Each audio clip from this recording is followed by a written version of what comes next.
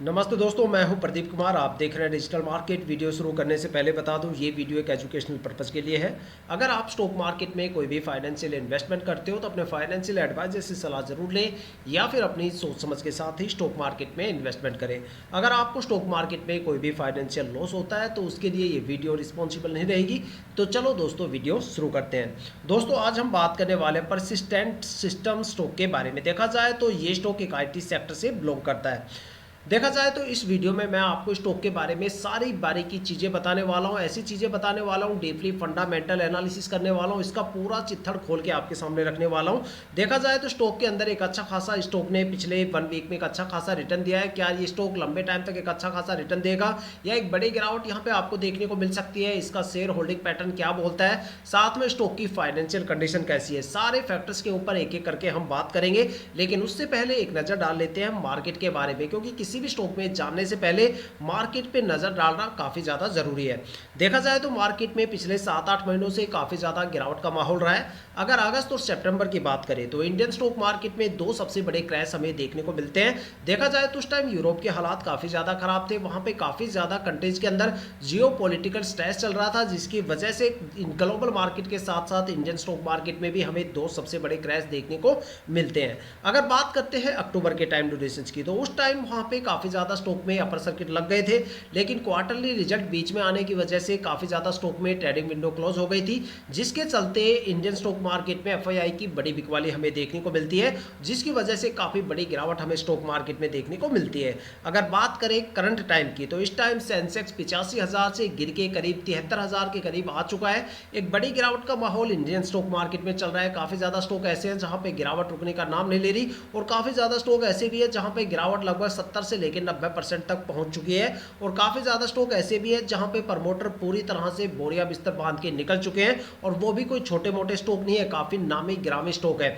देखा जाए तो ICICI बैंक हो गया, HDFC बैंक हो गया, जोमेटो हो गया, पेटीएम हो गया, डेलीवरी जैसे स्टॉक है जहां पे प्रमोटर पूरी तरह से निकल चुके हैं, और सारा का सारा माल वहां पे FII और पब्लिक इन्वेस्टर्स के हाथों में, और उन दोनों के बीच में काफी जबरदस्त जंग का माहौल चल रहा है। तो ऐसे माहौल में देखते हैं स्टॉक के अंदर हमें आने वाले टाइम में क्या परफॉर्मेंस देखने को मिलेगी, क्या इसके स्कोप है, फाइनेंशियल कंडीशंस क्या बोलती है, शेयर होल्डिंग पैटर्न क्या बोलता है। तो एक एक करके सारी बारीकियां हम यहाँ पे समझते हैं। अगर बात करें स्टॉक के पिछले 5 साल के रिटर्न के बारे में, तो ये स्टॉक के पिछले 5 साल के रिटर्न है। देखा जाए तो स्टॉक ने पिछले 5 सालों में एक जबरदस्त यहाँ पे परफॉर्मेंस दी है। देखा जाए तो स्टॉक को मैं मल्टी बैगर तो बोलूंगा नहीं, लेकिन मल्टी बैगर से कम भी स्टॉक ने कोई परफॉर्मेंस नहीं दी। देखा जाए तो जबरदस्त परफॉर्मेंस दी है। पिछले 5 साल में स्टॉक ने 1426% का रिटर्न दिया। मतलब 5 साल की होल्डिंग पे इस स्टॉक ने इन्वेस्टर्स का पैसा करीब यहाँ पे 14.25 गुना से ज्यादा करके दिया है। अगर बात करें स्टॉक में 4 साल की होल्डिंग, तो 540% का रिटर्न दिया है। 4 साल में स्टॉक ने इन्वेस्टर्स का पैसा करीब 5.25 गुना से ज्यादा करके दिया है। 3 साल में स्टॉक ने इन्वेस्टर्स का पैसा करीब 1.5 गुना से ज्यादा करके दिया है, और 2 साल में स्टॉक ने इन्वेस्टर्स का पैसा लगभग डबल से ज्यादा करके दिया है। और अगर बात करें शॉर्ट टर्म में, तो 9 मंथ के टाइम ड्यूरेशन में भी स्टॉक ने करीब 51% से ज्यादा का रिटर्न दिया है। एक जबरदस्त यहाँ पे रिटर्न रहे हैं स्टॉक में। आने वाले टाइम में और भी अच्छे खासे रिटर्न आपको देखने को मिल सकते हैं, लेकिन उनसे पहले हमें कुछ और डेटा चेक करने पड़ेंगे, जिससे पता चलेगा कि भाई स्टॉक में क्या आने वाले टाइम में और भी ज्यादा रिटर्न हमें देखने को मिल सकता है। क्योंकि स्टॉक में लगातार 3 महीने से काफी ज्यादा बड़ी गिरावट का माहौल बना हुआ है। हो सकता है कि ये गिरावट मार्केट में जो हो रही है गिरावट, उसके ऊपर उसका इंपैक्ट स्टॉक में हमें देखने को मिलता है। देखा जाए तो मार्केट में जो गिरावट का माहौल चल रहा है, उसके हिसाब से स्टॉक ने पिछले 5 साल में जो मैक्सिमम गिरावट दर्ज की है वो 11.5% के करीब की है। 11.65% की गिरावट दर्ज की है। तो देखा जाए तो 5 साल में 11.5% के करीब गिरावट कोई ज्यादा बड़ी गिरावट नहीं है। अगर बात करें स्टॉक के होल्डिंग पैटर्न के बारे में, तो यहाँ पे होल्डिंग पैटर्न काफी ज्यादा खराब मुझे दिखाई दे रहा है। अगर देखा जाए तो देखो यहाँ पे जो प्रमोटर की होल्डिंग है पिछले साल 31.06% थी, जो इस साल घट के हो चुकी है 30.66%। देखो किसी भी स्टॉक में इन्वेस्टमेंट करने से पहले प्रमोटर की होल्डिंग 50% या उससे ज्यादा होनी चाहिए, ये मेरा मानना है। देखो क्या होता है कि जो स्टॉक मार्केट में सबसे ज्यादा ट्रस्टवर्दी इन्वेस्टर्स की कैटेगरी में अगर कोई आता है तो वो प्रमोटर आता है, क्योंकि प्रमोटर उस स्टॉक के बारे में सबसे ज्यादा इंफॉर्मेशन रखता है। और अगर सबसे ज्यादा इंफॉर्मेशन रखने के बाद अगर वो अपनी होल्डिंग को कम करता है, तो वहां पे आपको हमेशा सतर्क रहना चाहिए। देखो प्रमोटर एक ऐसे इन्वेस्टर्स होते हैं जो कंपनी के साथ काफ़ी लंबे टाइम तक रुकते हैं और अपनी होल्डिंग को धीरे धीरे करके रिलीज करते हैं, और सबसे ज़्यादा इन्फॉर्मेशन भी प्रमोटर ही रखते हैं स्टॉक के बारे में, सबसे डीप एनालिसिस प्रमोटर ही रखते हैं। अगर देखा जाए तो मोस्टली बंदे क्या सोचते हैं, भाई डीआईआई और एफआईआई की होल्डिंग अगर कूट कूट के भरी हुई है तो वहाँ पर भी हमें दब के रिटर्न मिलेगा। लेकिन मैं आपको बता दूँ, क्योंकि स्टॉक मार्केट में जो सबसे ज़्यादा पैनिक इन्वेस्टर्स की कैटेगरी आती है वो डीआईआई और एफआईआई की आती है। अगर इनकी होल्डिंग 10-15% के लेवल को क्रॉस करती है तो वहाँ पे आपको बड़ा फ्लक्चुएशन देखने को मिलेगा, और अगर इनकी होल्डिंग 30 या 35% के लेवल को क्रॉस कर जाती है तो एक बड़ी गिरावट आपको स्टॉक में देखने को मिल सकती है। लेकिन प्रमोटर होल्डिंग अगर 50% से कम हो जाती है तो वहां पे प्रमोटर अपनी स्पीड को, अपनी होल्डिंग को जल्दी से कम करने की कोशिश करते हैं, जिससे स्टॉक में आपको बड़ी गिरावट देखने को मिल सकती है। तो यहाँ पे प्रमोटर की होल्डिंग में एक बड़ी गिरावट हमें देखने को मिलती है। सबसे पहला पॉइंट कि प्रमोटर की होल्डिंग 50% से वैसे ही कम है, और दूसरा यहाँ पे प्रमोटर की होल्डिंग में लगातार एक बड़ी गिरावट हमें देखने को मिलती है।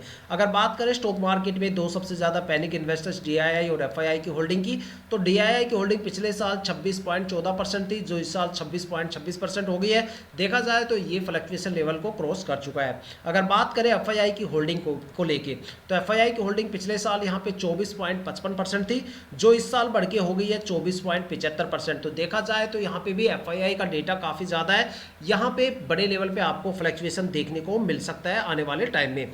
अगर बात करें स्टॉक में पब्लिक इन्वेस्टर्स को लेके, तो यहाँ पे पब्लिक इन्वेस्टर्स की होल्डिंग पिछले साल 13.62% के करीब थी, जो इस साल यहाँ पे बढ़ के हो गई है 13.74%। तो देखा जाए तो पब्लिक इन्वेस्टर्स इतने ज़्यादा पैनिक नहीं होते जितनी ज़्यादा पैनिक यहाँ पे एफआईआई होती है। तो देखा जाए तो यहाँ पे पब्लिक इन्वेस्टर्स की होल्डिंग का जो रेशियो है वो काफ़ी ज़्यादा हेल्दी है। अगर बात करें गवर्नमेंट होल्डिंग के बारे में, तो गवर्नमेंट होल्डिंग स्टॉक में यहाँ पे पिछले साल बिल्कुल भी नहीं थी, लेकिन इस साल तक आते आते यहाँ पे 0.01% की गवर्नमेंट होल्डिंग हो गई। अब आप यहाँ पे एक चीज़ हमेशा ध्यान रखना, जिस स्टॉक के अंदर गवर्नमेंट होल्डिंग आपको देखने को मिलेगी, चाहे वहाँ पे आपको थोड़ी सी होल्डिंग ही क्यों ना देखने को मिले, वो स्टॉक काफ़ी ज़्यादा ट्रस्टवर्दी कैटेगरी के अंदर आ जाता है, और वो स्टॉक आने वाले टाइम में बम्पर रिटर्न देता है। क्योंकि गवर्नमेंट होल्डिंग हर किसी स्टॉक में आपको देखने को नहीं मिलेगी। जब आप रैंडमली 15-20 स्टॉक कलेक्ट करोगे तो उसमें से आपको 2 या 4 स्टॉक में देखने को मिलेगी, बाकी किसी भी स्टॉक में आपको गवर्नमेंट होल्डिंग नहीं मिलेगी। और जिसमें गवर्नमेंट होल्डिंग मिलेगी, आप उस स्टॉक के पिछले 10 साल तक के रिटर्न निकाल के देख लेना, जबरदस्त रिटर्न मिलेंगे आपको स्टॉक के। अगर बात करें स्टॉक की फाइनेंशियल कंडीशन के बारे में, तो यहाँ पे जो डेटा मैं आपको दिखाने वाला हूँ वो यहाँ पे करोड़ों की फॉर्म में रहेगा। तो यहाँ पे जो कंपनी का टोटल रिवेन्यू है वो पिछले साल 2537 करोड़ था, जो इस साल बढ़ के हो गया 3105 करोड़। अगर कंपनी के खर्चों की बात करें तो खर्चे यहाँ पे 2056 करोड़ थे, जो इस साल बढ़ के हो गए 2524 करोड़। तो जैसे जैसे स्टॉक का टोटल रिवेन्यू बढ़ा वैसे वैसे स्टॉक के खर्चे भी बढ़ रहे हैं। अगर बात करें स्टॉक के ऑपरेटिंग प्रॉफिट के बारे में, देखो सबसे खास पॉइंट है फाइनेंशियल फैक्टर का।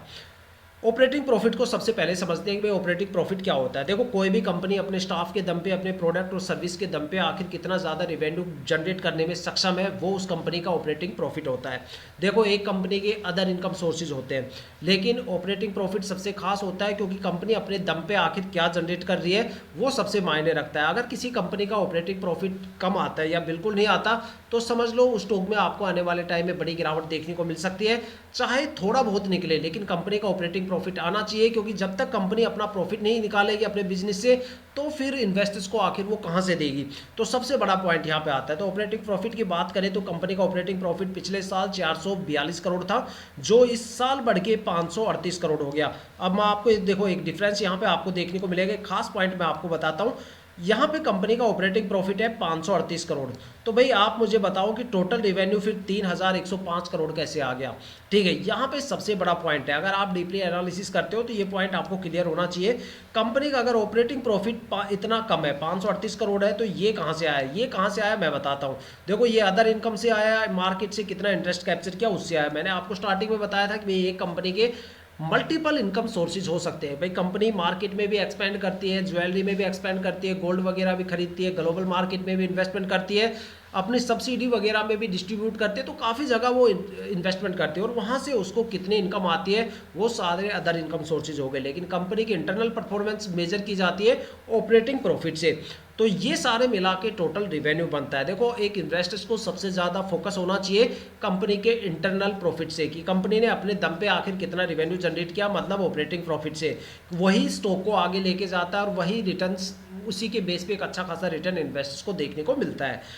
अदर इनकम से हम ये पता लगा सकते हैं भाई कंपनी की आखिर इनकम सोर्सेज कैसे हैं। तो यहाँ से आपको एक थोड़ा सा पॉजिटिव पॉइंट मिल जाता है भाई कंपनी मतलब देखा जाए तो रेवेन्यू अच्छा खासा जनरेट कर रही है, एक फाइनेंशियल कंडीशन काफ़ी अच्छी है। अगर बात करें स्टॉक की फाइनेंशियल कंडीशन के बारे में तो यहाँ पे मैं रिजर्व को चेक करता हूँ सबसे पहले, जो दूसरा सबसे ज़्यादा इंपॉर्टेंट फैक्टर होता है फाइनेंशियल कंडीशन का। तो यहाँ पे स्टॉक की अगर रिजर्व की बात करें तो कंपनी का 2020 में रिजर्व था 2809 करोड़, 2309 करोड़, जो इस साल बढ़ के हो गया है 4881 करोड़ के आसपास। तो देखा जाए तो कंपनी एक बड़े रिजर्व के साथ मार्केट में ट्रेड कर रही है।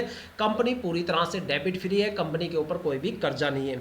अब बात करते हैं तीसरे सबसे मेजर फैक्टर के बारे में जो कि है इन्वेस्टमेंट। देखा जाए तो किसी भी कंपनी का जो तीसरा सबसे फाइनेंशियल फैक्टर का सबसे इंपॉर्टेंट पॉइंट होता है वो होता है इन्वेस्टमेंट, कि भाई कोई कंपनी मार्केट में अपने बिजनेस को एक्सपेंड करने के लिए आखिर कितना इन्वेस्टमेंट कर रही है। कई कंपनी ऐसी होती है जो अपने बिजनेस को एक्सपेंड नहीं करती, उनका बिजनेस सीमित दायरे में रहता है और वहाँ पर आपको स्कोप भी कम देखने को मिलते हैं और रिटर्न भी कम देखने को मिलते हैं। लेकिन अगर कोई ऑर्गेनाइजेशन अपने आप को मार्केट में एक्सपेंड करता है, चाहे वो डोमेस्टिक लेवल पर करे या फिर इंटरनेशनल लेवल पर करे, लेकिन अपने बिजनेस को एक्सपेंड करे, तो वहाँ पर आपको लॉन्ग टर्म स्कोप भी मिलेंगे, साथ में आपको अच्छे खासे रिटर्न भी देखने को मिलते हैं। अब आपको पता है टीसीएस, टाटा जो बड़ी बड़ी कंपनियां हैं वो क्यों पॉपुलर है, क्योंकि वो अपने बिजनेस को एक्सपेंड करने के लिए काफ़ी बड़े लेवल पे इन्वेस्टमेंट करती है और इसी वजह से वो एक अच्छा खासा रिटर्न दे पाती है। काफ़ी ज़्यादा कंपनी ऐसी है जिनके शेयर प्राइस उनसे भी ज़्यादा है, लेकिन उनके बिजनेस लिमिटेड एरिया में है, इसलिए वहाँ पे आपको इन्वेस्टर्स की बड़ी कमी देखने को मिलती है। तो यहाँ पे अगर कंपनी ने देखा जाए तो 2020 में 979 करोड़ का यहाँ पे एक बड़ा इन्वेस्टमेंट किया था अपने बिजनेस को एक्सपेंड करने के लिए,